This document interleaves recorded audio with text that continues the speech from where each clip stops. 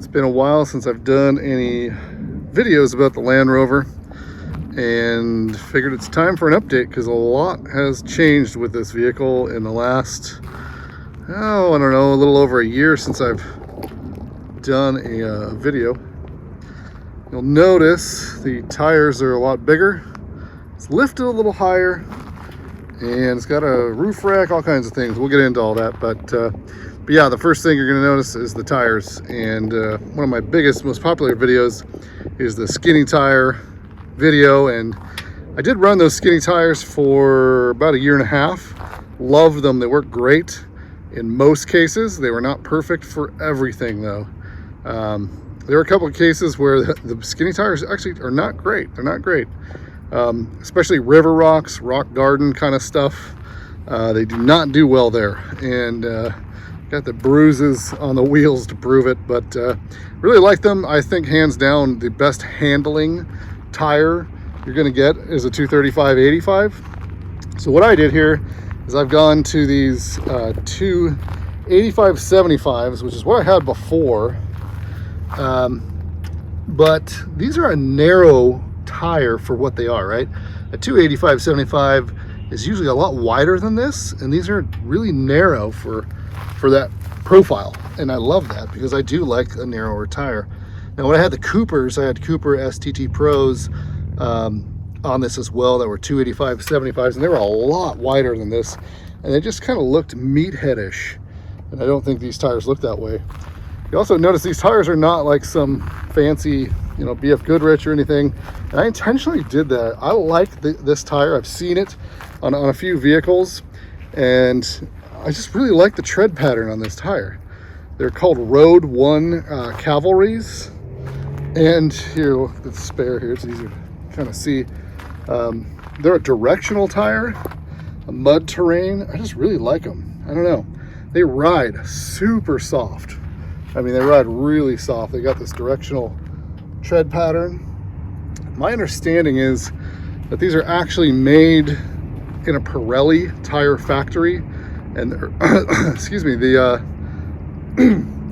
actually made in a Pirelli tire factory, and it's like Pirelli rubber, Pirelli process and all that, you know, for manufacturing. Don't know if that's true, but so far they're great, and I've heard nothing but good things about these tires, and that's all I have to say about them too, but I haven't had them very long. So, you know, maybe I'll do a long-term review of these. The other cool thing, yeah, see here, looking from behind the vehicle, that does not look like a 285/75. You know, just the profile of those two tires on the ground, they look skinnier, and they almost look like, it almost looks like a 255/85, which you may ask yourself, why don't I go with the 255/85, which is a taller pizza cutter style tire?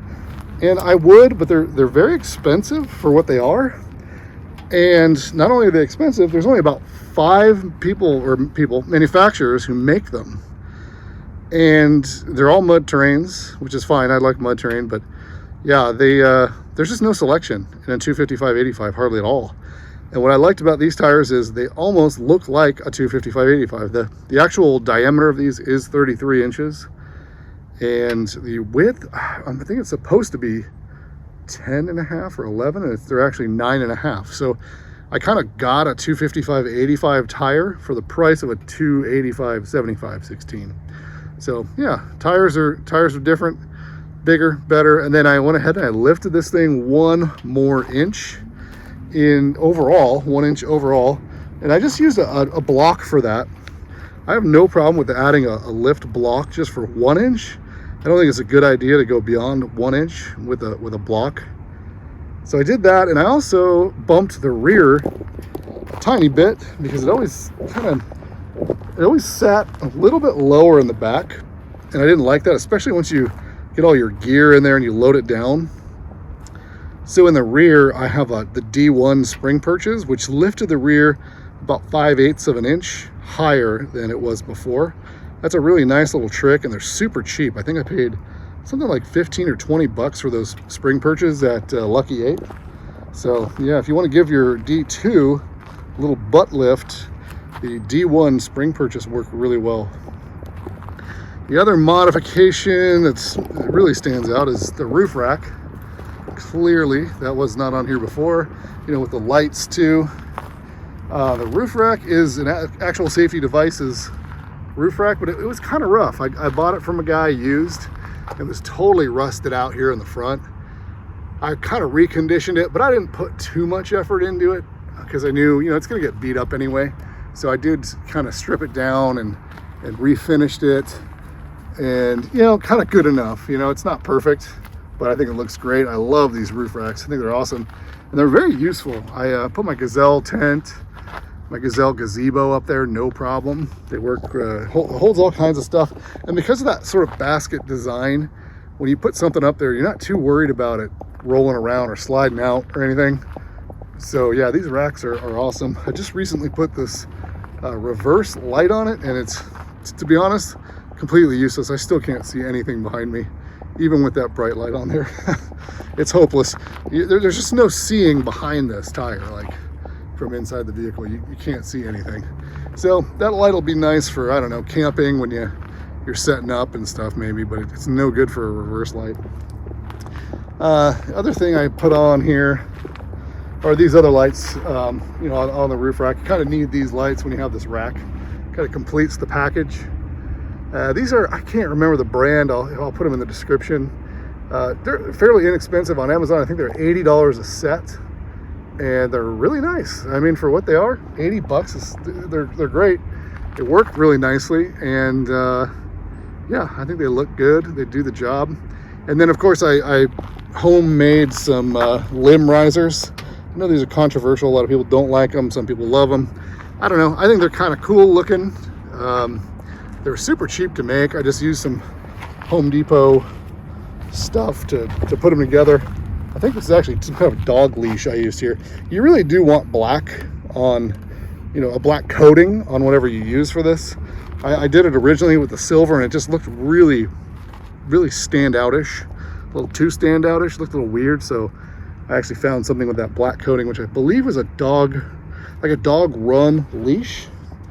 And I think that worked out pretty well. They look pretty cool, and they do work. I mean, they do push brush aside. So yeah.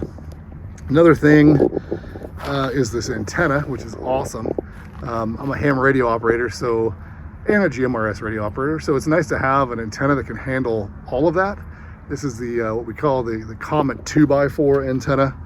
Really effective, very wide band. It handles public safety, 70 centimeter, 2 meter, GMRS, FRS, pretty much anything you'd want, that antenna does. So really nice. And to go along with that antenna, I also upped the game on the interior a bit here, and got myself the Yaesu FTM 200. Great radio for a great price. I really enjoy this radio. It's got APRS, all that fun stuff. So yeah, I got that Yaesu radio all set up in there, and pretty awesome. I'm loving that.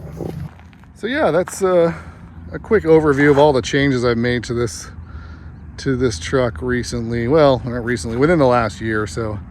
And yeah, I think it looks good, you know, at this height, and, you know, with this tire combination. I don't think I'd ever go any bigger tire wise on this thing. I know, you know, you can run 35s on them, but I just think that's too much, a little too much. And you gotta do a lot of finagling to get 35s on one of these. I really think the 33 inch tire is ideal, preferably more narrow, which these are.